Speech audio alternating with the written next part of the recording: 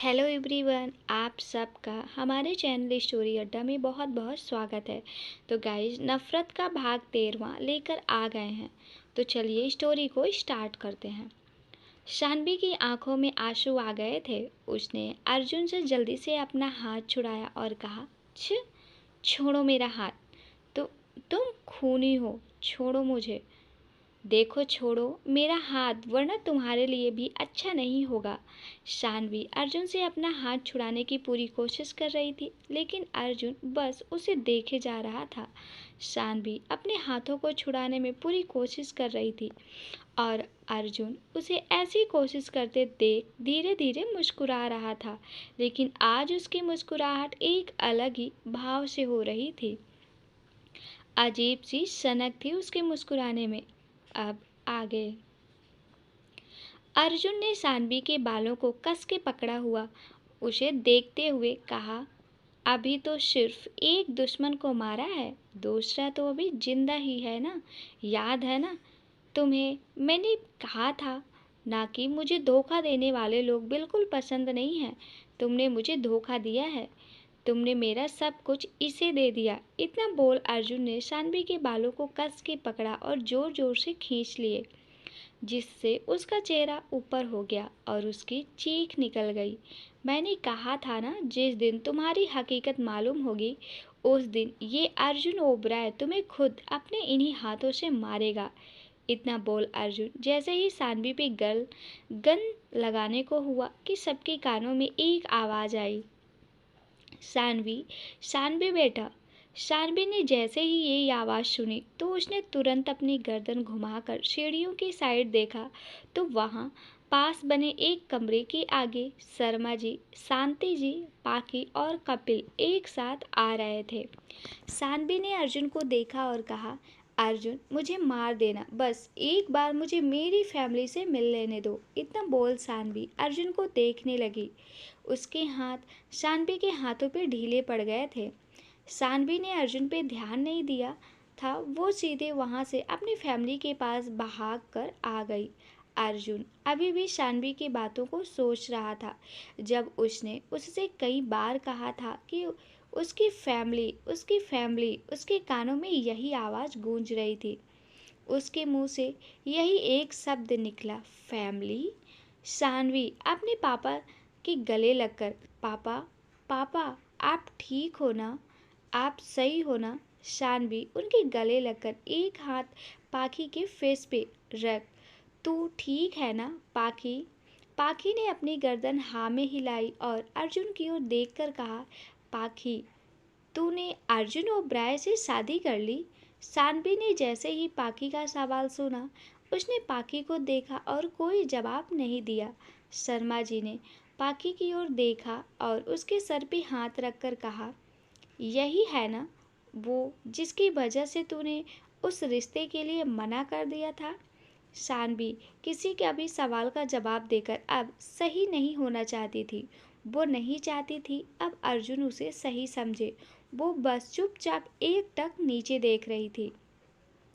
शर्मा जी ने सानवी को एक नज़र देखा और वहां से जैसे ही अर्जुन के पास जाने को हुए कि उनकी नज़र अचानक से नीचे जमीन पर गई, जहां वाडिया खून से सना हुआ जमीन पर जख्मी पड़ा था। शर्मा जी ने उसे देखते ही सबकी ओर देखा और कहा, ये इसे किसने मार दिया। सानवी ने कुछ नहीं कहा। उसने सबको देखा और अपने कदम अर्जुन की ओर बढ़ा लिए। वो अर्जुन के पास आई और उसका एक हाथ पकड़कर अपनी कमर पे रख लिया। सब लोग सानवी को देख रहे थे, किसी को अंदाजा नहीं था वो क्या कर रही है। सानवी ने अर्जुन की आंखों में देखकर कहा, बहुत प्यार किया था तुमसे, पर अब शायद अब कभी किसी से प्यार नहीं होगा।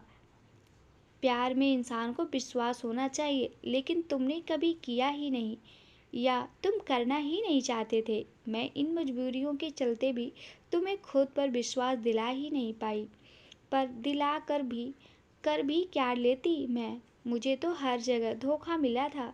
मुझे लगा था हमारी शादी एक इत्तेफाक है, बस बदला लेना है तुम्हें, पर तुमने तो इस बाड़िया को भी पीछे छोड़ दिया। मुझसे शादी तुमने अपने बदले के लिए किया था और इस बाड़िया ने मुझे तुम्हारे पास अपने खुद के बदले के लिए भेजा है। मैं तुम दोनों दोनों के बदले के बीच पिस कर रह गई। और रही बात प्रॉपर्टी के पेपर की, तो वो मैंने दिए थे वाडिया को, लेकिन अपनी खुशियाँ तुम्हें बर्बाद करने के लिए नहीं, मैं मजबूर थी। उसने मुझे मेरी फैमिली को मारने की धमकी दी थी और मेरी फैमिली उसी के कब्जे में थी। मैं जानती थी अर्जुन तुम सब कुछ बचा लोगे, क्योंकि घर की पावर ऑफ अटॉर्नी तुम्हारे नाम थी। शानवी के ये सब बोलते हुए आंसू आ गए थे। उसने रोते हुए ही बहुत हिम्मत की और कहा, तुमने कहा था ना कि तुम्हें धोखा देने वाले लोग बिल्कुल पसंद नहीं हैं, तो अपना वादा पूरा करो अर्जुन। चलाओ गोली और मार दो हमें। सब लोग शानवी की बात सुन रहे थे। कपिल और मानसी को दोनों को अजीब लग रहा था, तो वही शर्मा जी, शांति जी और पाखी समझने की कोशिश कर रहे थे कि शानवी क्या बोल रही है। सबने शानवी की बात सुनी तो सबको बुरी तरह झटका लगा। शर्मा जी ने शांति जी को देखा और जोर से कहा, शर्मा जी, ये सब क्या हरकत है। शानवी तुम्हारी शानवी ने शर्मा जी की बात का कोई जवाब नहीं दिया, ना ही किसी की ओर देखा। मानसी भी उठकर कपिल के पास आ गई थी। उसने कपिल की आंखों में देखकर मना किया। उसकी आंखों में एक अजीब भाव दिख रहे थे। सानवी लगातार अर्जुन को देख रहा था। उसने अर्जुन की आंखों में देखते हुए कहा, चलाओ गोली, चलाओ गोली अर्जुन, और लो अपना बदला। इतना बोल सानवी ने अर्जुन को हाथ पकड़कर दोनों के पेट के बीच में ले आई और उसकी आंखों में देखकर वापस से कहा, चलाओ गोली, मार दो मुझे, शायद ऐसे तुम्हें सुकून मिल जाए। चलाओ गोली, मारो मुझे, शूट मी अर्जुन। को लगातार सानवी की बातों का असर हो रहा था। उसके दिमाग में बार बार सानवी की आवाज़ गूंज रही थी। उसे तो जैसे कुछ सुनाई ही नहीं दे रहा था। वो तो सिर्फ सानवी की बातों को ही याद किए जा रहा था, जो कि उसके माइंड में रिपीट हो रही थी।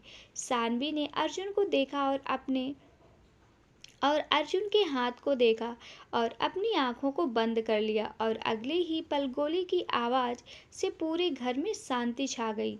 वही गोली की आवाज़ से अर्जुन होश में आ चुका था। सबने जैसे ही आवाज़ सुनी, सबने उस ओर देखा जहां सानवी और अर्जुन दोनों एक दूसरे को देख रहे थे।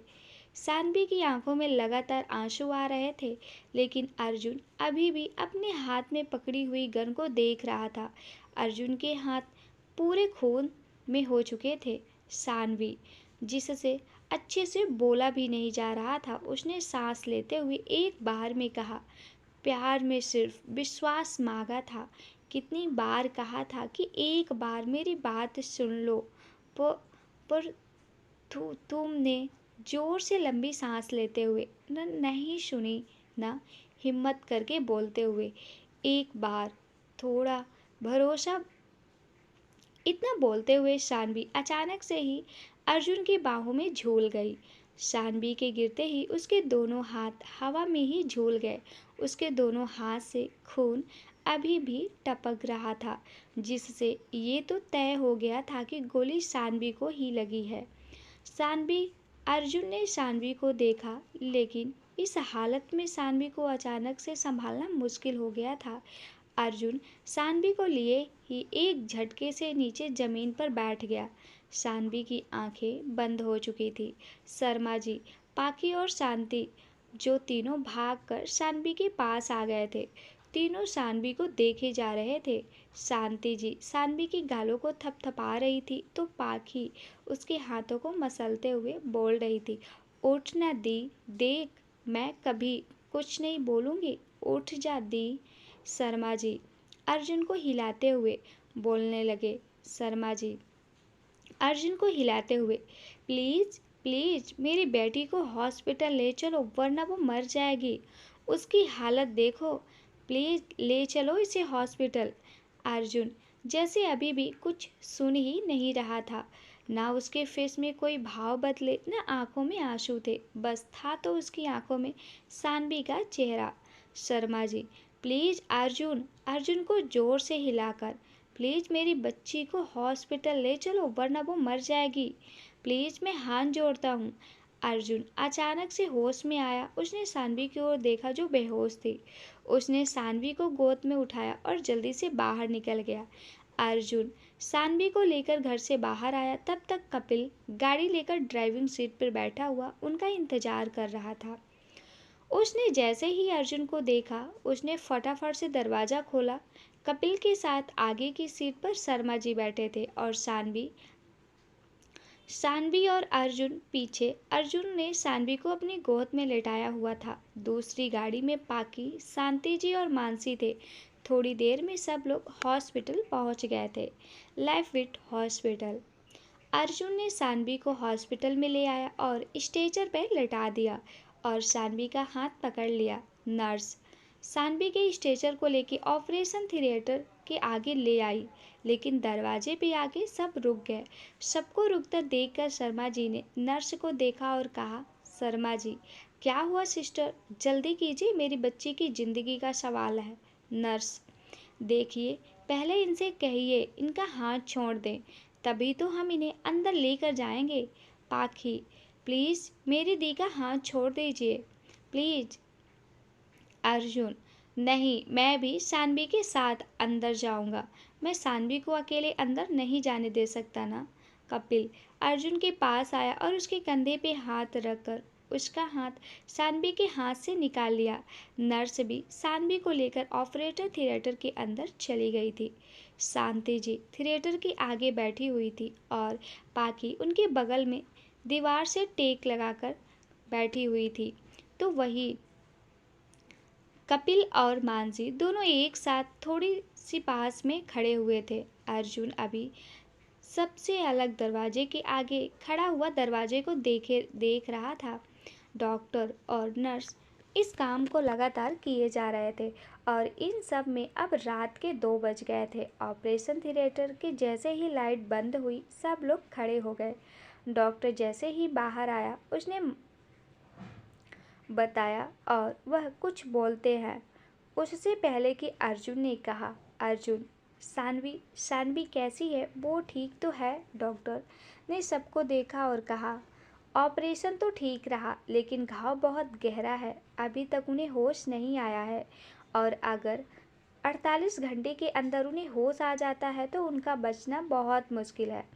आप तो सिर्फ आप लोग भगवान से प्रार्थना कीजिए, शायद किसी की दुआ और उनका प्यार ही उन्हें लग जाए। हमारा काम तो सिर्फ कोशिश करना है, बाकी सारा खेल तो ऊपर वाले के हाथ में है। इतना बोल डॉक्टर वहाँ से चले गए। शांति जी ने जैसे ही डॉक्टर की बात सुनी तो थम से जमीन पर बैठ गई। उनकी आंखों से आंसू रुक ही नहीं रहे थे। अर्जुन ने उन्हें देखा और उनके पास आया तो शांति जी ने उसे गले लगा लिया और अर्जुन की ओर देखते हुए कहा, मेरी बेटी को बचा लो, मैं उसके बिना नहीं रह सकती। प्लीज़, मैं तुम्हारे आगे हाथ जोड़ती हूँ, प्लीज़। अर्जुन, शानवी को कुछ नहीं होगा, वो जल्दी ठीक हो जाएगी, प्लीज़। माँ सॉरी। शांति जी अर्जुन के सर पे हाथ रखकर, मैं शानवी की माँ हूँ तो तुम्हारी भी माँ हुई ना, तुम मुझे भी माँ बोल सकते हो। इतना बोल शांति जी ने उसके सर पे हाथ रख दिया। शर्मा जी सबको नम आंखों से देख रहे थे। अर्जुन के लेकर उनके मन में क्या चल रहा था ये वही जानते थे, बाकी किसी को कोई अंदाजा नहीं था। वो एकटक नम आंखों से सानवी के रूम को देख रहे थे। पाखी, प्लीज जीजू दीदी को बचा लो, प्लीज, मैं आपके आगे हाथ जोड़ती हूँ। ये सब बोलते हुए पाखी लगातार रोए जा रही थी। अर्जुन पाखी के पास आया और उसे गले लगाकर कहा, तुम्हारी दीदी को कुछ नहीं होगा, देखना वो बिल्कुल ठीक हो जाएगी। पाखी मानसी उठकर पाखी के पास आई और उसको गले लगाकर कहा, टेंशन मत लो, तुम्हारी दीदी को कुछ नहीं होगा। अर्जुन, कपिल, तुम पापा मम्मी पाखी और मानसी को घर ले जाओ, इन्हें थोड़ा रेस्ट करना चाहिए। शांति जी, मैं कहीं नहीं जाऊंगी, मैं मेरी बेटी को छोड़कर कहीं नहीं जा रही यहाँ से। अर्जुन, मैं हूँ ना यहाँ, आप सुबह आ जाना। आप अभी आप सब जाकर रेस्ट कीजिए। शर्मा जी, तुम सब जाओ, मैं यही हूँ। अर्जुन शर्मा जी के पास आया और उनके हाथ को हाथ में लेकर जमीन पे बैठकर घुटनों के बल बैठ गया और कहा, जानता हूँ मुझसे गलती हुई है, आप मुझे सज़ा दे दीजिए, मैं मना नहीं करूँगा, लेकिन प्लीज़ आप अभी घर जाकर रेस्ट कीजिए, मैं हूँ ना सानवी के पास। शर्मा जी ने अर्जुन के हाथ से अपना हाथ हटाया और कहा, ऐसी भी कौन सी गलती की थी मेरी बेटी ने जो तुम उसकी जान लेना चाहते थे। अर्जुन ये सब सुनते ही अर्जुन की आंखें फिर से नमी हो गई थी। उसने शर्मा जी की ओर देखा और कहा, मैं आपको सब बताऊंगा पापा, लेकिन प्लीज़ थोड़ा टाइम रुक जाइए। शर्मा जी ने अर्जुन को देखा और गुस्से से कहा, मैं तुम्हारा पापा नहीं हूँ, समझे? तो पापा बोलना बंद करो। तुम मेरे बेटी के खूनी हो तुम मेरी बच्ची के, समझे? शांति जी ने शर्मा जी को देखा और कहा, ये क्या बोल रहे हैं आप? माना वो उसकी जान लेना चाहता था, लेकिन सानवी को इन सब का फैसला लेने दीजिए ना, हम होते कौन है ये फैसला लेने वाले। शर्मा जी, मेरी बेटी का सवाल है और मैं उसका बाप हूँ, उसके लिए मैं फैसला ले सकता हूँ। इतना बोल शर्मा जी ने सबको देखा और वहाँ से उठकर चले गए। शांति जी अर्जुन को देख रही थी, जो कि शर्मा जी को जाते हुए देख रहा था। उसके फेस पे उदासी के भाव अलग ही दिखाई दे रहे थे। अर्जुन ने सबको देखा और कहा, जो आप लोग सजा दोगे वो मंजूर होगी।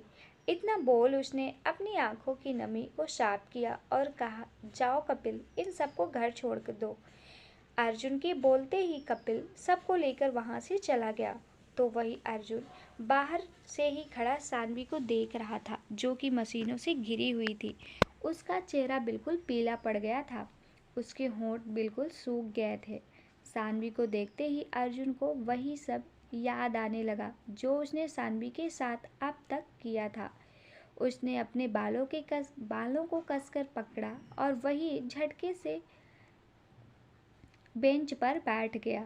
अर्जुन, मेरी एक गलती ने क्या कर दिया। काश मुझे तुम्हें समझना चाहिए था, लेकिन कभी कभी ऐसा नहीं होता। आंखों देखी बात पर बोलने से ज़्यादा विश्वास हो जाता है, और वही गलती मैंने कर दी। क्यों? आखिर क्यों? नहीं सुनी मैंने तुम्हारी बात। अर्जुन अपनी कसमकस में उलझा हुआ था कि तभी उसे एहसास हुआ कि कोई उसके बगल में बैठा हुआ है। उसने अपने बगल में देखा तो सानवी उसके बगल में बैठी हुई थी और एकटक सामने देख रही थी। अर्जुन ने सानवी को देखा और खुश होते हुए कहा, तुम ठीक हो ना सानवी? नहीं अर्जुन, मैं ठीक नहीं हूँ। तुमने एक बार भी मुझ पे भरोसा नहीं किया। आखिर क्यों?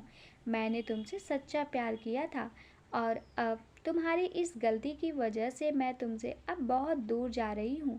अर्जुन, नहीं नहीं, प्लीज़ तुम मुझे छोड़कर कहीं मत जाओ। तुम जो सज़ा दोगी मुझे वो मंजूर होगी, लेकिन तुम मत जाओ प्लीज़। शानवी खड़ी होकर जाते हुए, अब बहुत देर हो गई है इन सब में अर्जुन, तुमने मुझे खो दिया, अपने प्यार को खो दिया। अपना ध्यान रखना और सबका ख्याल रखना। इतना बोल सानवी अचानक से कहीं गायब हो गई। अचानक सानवी को गायब होता देख अर्जुन जैसे ही आगे बढ़ा कि वो अचानक से बेंच से नीचे गिर गया। उसने इधर उधर देखा तो उसे अब हॉस्पिटल साफ नजर आया।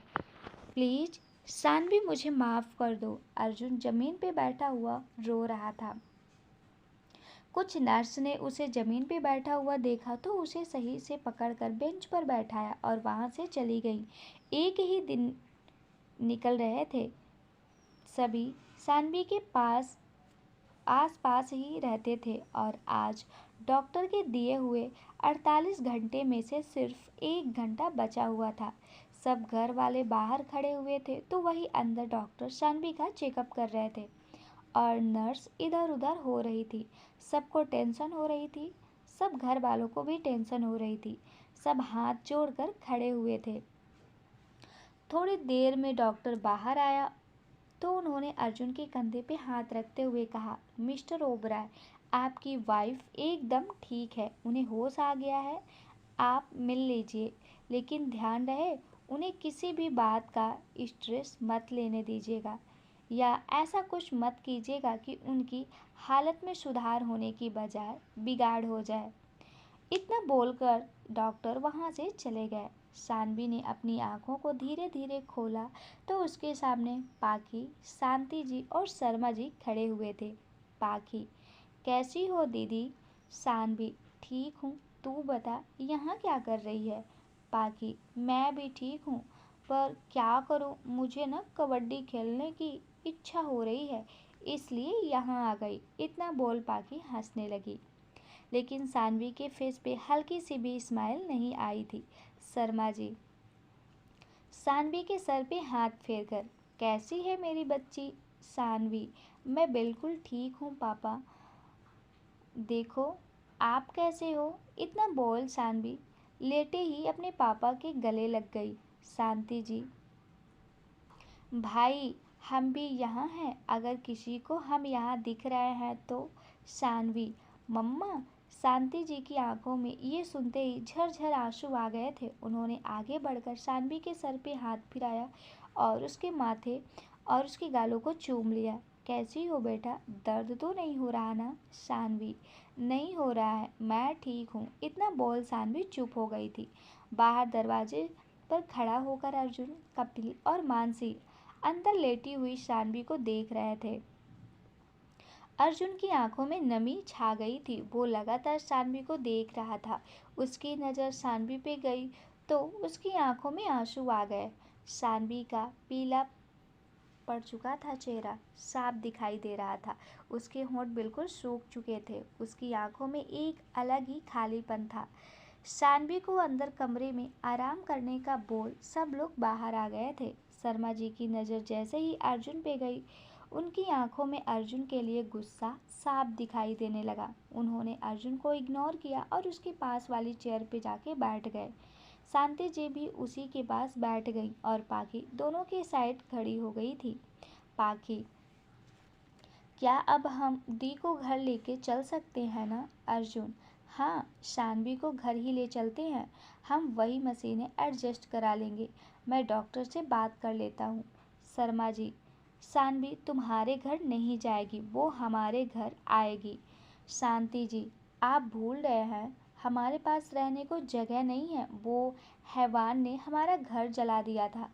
पाखी, या और कुछ बोलते उससे पहले ही मानसी के फ़ोन की आवाज़ सबका ध्यान अपनी ओर खींच लिया। मानसी ने जैसे ही फ़ोन को देखा जहां आशु का नाम फ्लैश हो रहा था, उसने उसे देखते ही सबकी ओर देख कर कहा, आशु का फ़ोन है।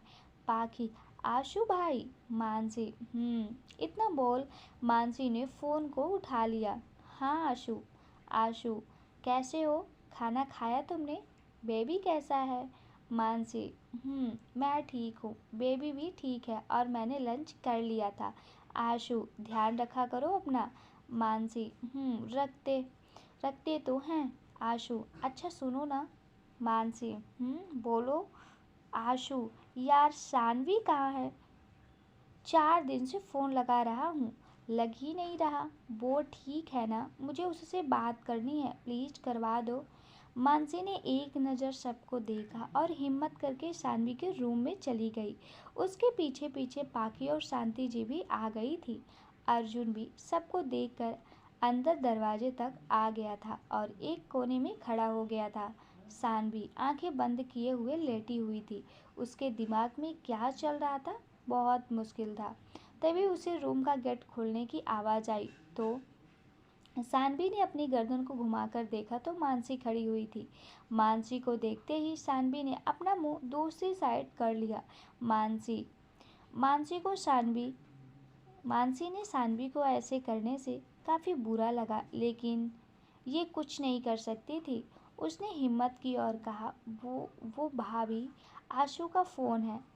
सानवी ने मानसी को पहले कुछ कहना चाहा, लेकिन फिर रुक कर उसे घूरने लगी। सानवी ने बिना कुछ बोले फ़ोन लिया और कान में लगाकर कहा, सानवी, हाँ बोलो आशु, क्या हुआ? आशु, तुम ठीक हो ना? तुम्हारी आवाज़ इतनी अजीब क्यों आ रही है? सानवी सानवी, मैं ठीक हूँ, तू बता तू कब आ रहा है? आशु, कुछ दिन और, अभी। यार फिर मैं वही आने वाला हूँ। पाखी, आशु भाई है ना, कोई मेरी भी तो बात कराओ ना। सानवी, आशु, पाखी क्या बोल रही है, बात करो उससे। पाखी, फ़ोन को स्पीकर पे रखकर, कब आ रहे हो भाई? आशु, अबे बंदरिया, नानी के यहाँ जाकर मुझे भूल गई? तू तो गई सो गई, अंकल आंटी को भी ले गई। आशु के ऐसे बोलने पर पाखी ने सानवी को देखा तो सानवी ने अपने गर्दन हाँ में हिलाई। तो पाखी ने कहा, तो गाइस इसकी आगे स्टोरी में क्या होगा, इसको जानने के लिए जुड़े रहिए हमारे साथ, और इसका नेक्स्ट पार्ट मैं जल्द से जल्द इसी चैनल में प्रसारित कर दूंगी। धन्यवाद दोस्तों।